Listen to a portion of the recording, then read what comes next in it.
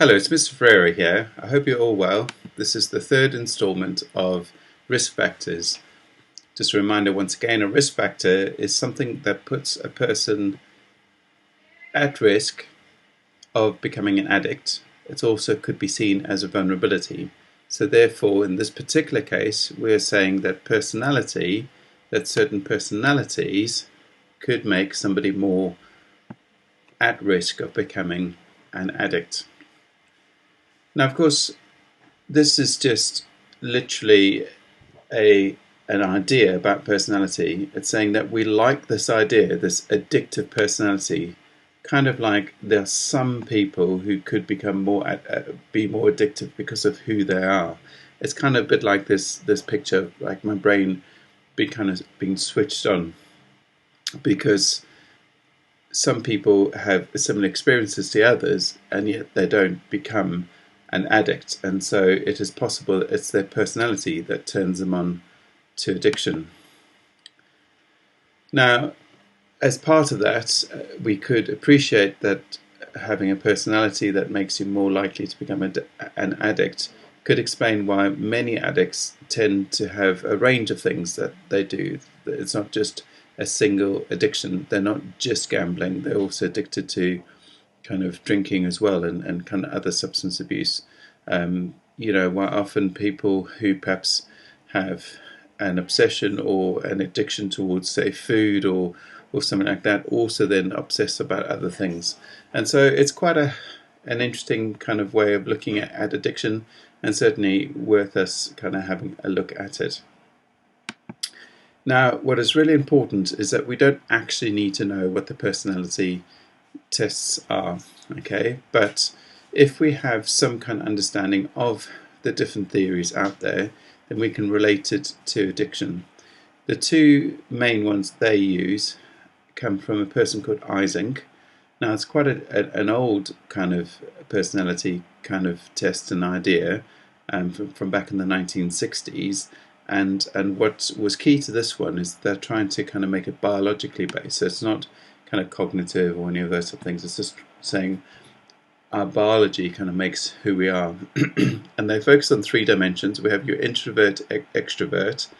So this could be based not on kind of thoughts and feelings, but perhaps somebody who's under aroused would tend to become an extrovert because they are constantly seeking stimulation. Or neuroticism could be linked to kind of things like how kind of harm avoidance and how you kind of lean towards kind of protecting yourself. And psychoticism is also linked to this idea of impulsivity. So when we look at the theories who make the direct link between personality and addiction, we see that they refer to extrovert, introvert, neuroticism, and things like that.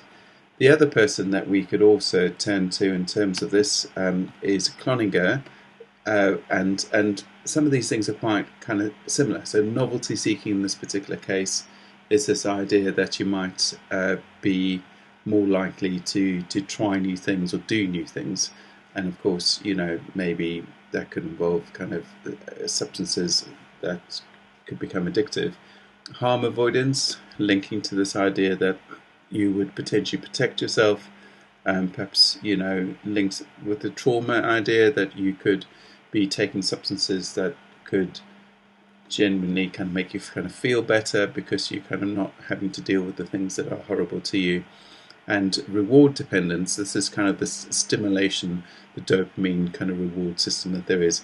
So these two people, Cloninger and Ising, are the 2 main kind of people that addiction theorists kind of talk about.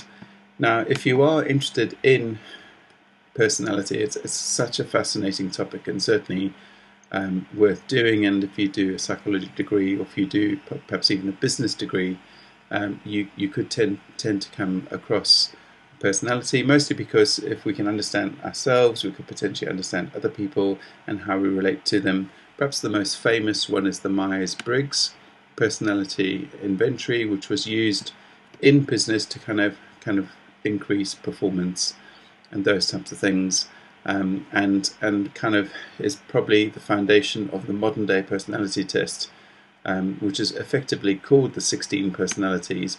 And I found a website relating to this, and you can take a free personality test on that.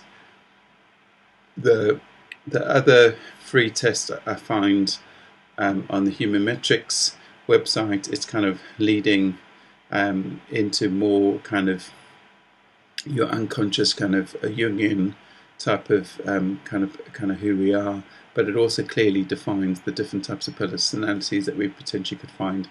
And certainly it's not kind of too arduous to do the test. Definitely worth doing. Maybe you might find it interesting in order to do it, but not necessary for the course. So let's look at specifically kind of what people are saying about personality and addiction. So what we find here is that perhaps it has a predictive role. Okay, so it's saying here that certain kind of links between addiction and certain types of scores on a personality test. So this high score, so when you do a personality test, you tend to respond to certain things. You either like it or don't like it, in a kind of Likert scale type of thing. Or if you're doing the biology one, it's kind of a certain kind of, you still kind of fill out a questionnaire, but it's explained using biology. And what they're saying here is that those people who were addicted to benzodiazepines, nicotine, alcohol, kind of those ones where high dopamine is released, it says high scores in neuroticism and psychoticism. Okay, so the neuroticism is often, as I said, about kind of your defensive aspect, and your psychoticism is actually linked quite weirdly to impulsivity and kind of a lack of kind of consequences.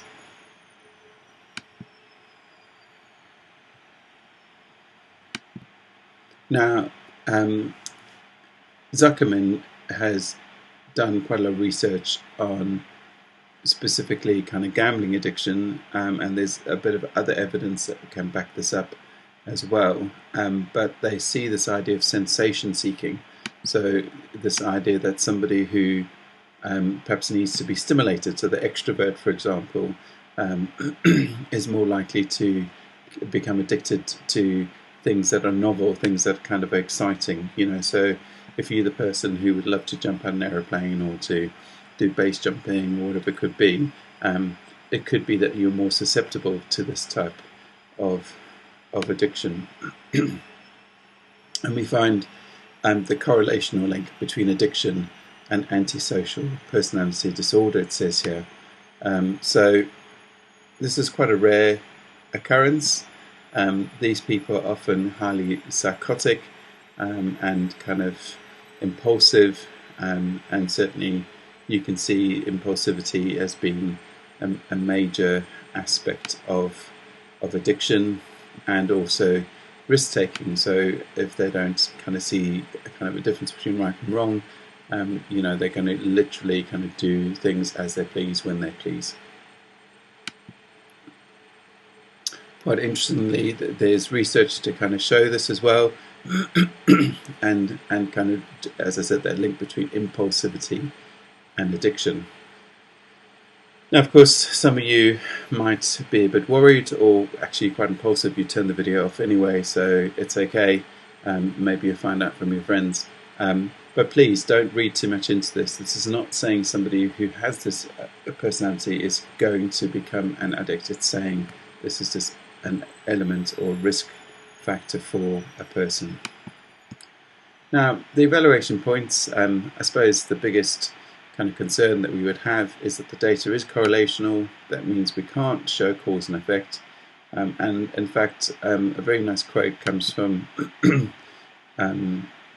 comes on the next slide from Thiessen, who says it's very difficult to disentangle the effects of personality. I love that use of the word, yeah, disentangle. And so just going back to this slide here, it says that if you did have a causal relationship, it's very difficult to kind of figure out whether personality comes first or the addiction comes first. And what I mean by this is that, you know, most addictions comes with some form of habit forming. If you are regularly drinking and getting drunk and kind of behave in that particular way, it's going to potentially change who you are or how people relate to you. And so therefore, it's really quite hard to see whether that ultimately is your habitual behaviour becoming who you are. If any of you have actually watched the Amy Cuddy video about fake it till you become it, this idea that forming kind of positive habits kind of changes who you are. So clearly, if the habits that I'm taking, it could put me into the person that I am. Certainly, some of you might be aware that something like cannabis could make you slightly kind of, neurotic, or make you slightly kind of question about kind of what's going on, and that could kind of tend to be kind of who you are. Now, there's also some evidence coming from animal research. Now, of course, I'm always just amazed by this, that,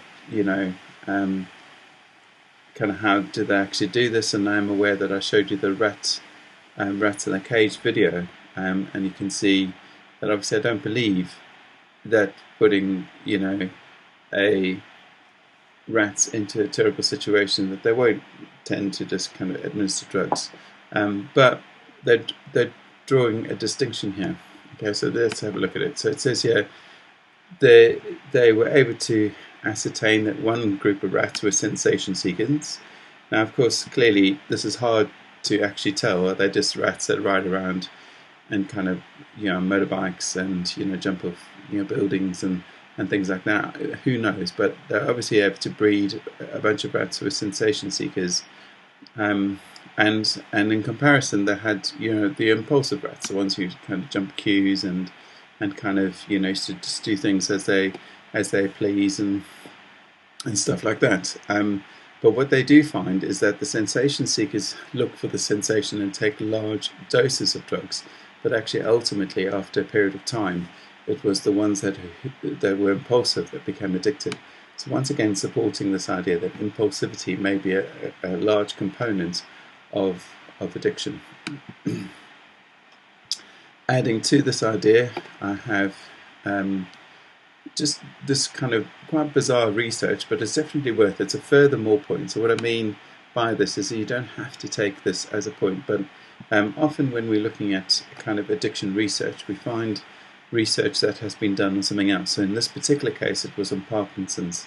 Okay, so what they did is they gave them a drug that actually increased their dopamine level. Okay, so a bit like kind of what drugs do. Okay, and quite surprisingly, they found a side effect is that they had an increase in impulse control disorders. So in other words, it's kind of saying, okay, so those people who are addicts definitely do potentially have this impulse, and now saying they become addicted to sex and gambling. Now, of course, it's not a direct link there, but we see that impulsivity clearly seems to be a component of addiction. Now, to kind of come to an end, we see that there's a possibility that it could be in who you are, so it could be linked to your biology. It says that people who become addicted, perhaps it's more rewarding for some people. Okay, so for example, I might worry about kind of my job, or I might worry about the consequences, or do I have enough money, and those types of things. Okay, however, those people who do become addicts are those people who have that high impulsivity and sensation seeking, but this is the key here, are more hypersensitive to the dopamine response system. So in other words, kind of linking with that biology idea that it's not just impulsivity, it's just that when they do have the drug or the addictive behavior, kind of they do actually feel that surge of dopamine, and of course then it becomes rewarding. So it says here, this anticipated reward, this heightened response to anticipated reward. One of the things that I have considered is whether I have any of this kind of addicted type of kind of personality within me, and I do feel for a number of reasons that I don't. Partly because, as I said, I explained my father's smoking kind of was perhaps learned more than biological, and you know, my own kind of attempt to smoke when I was at university didn't really come to much at all.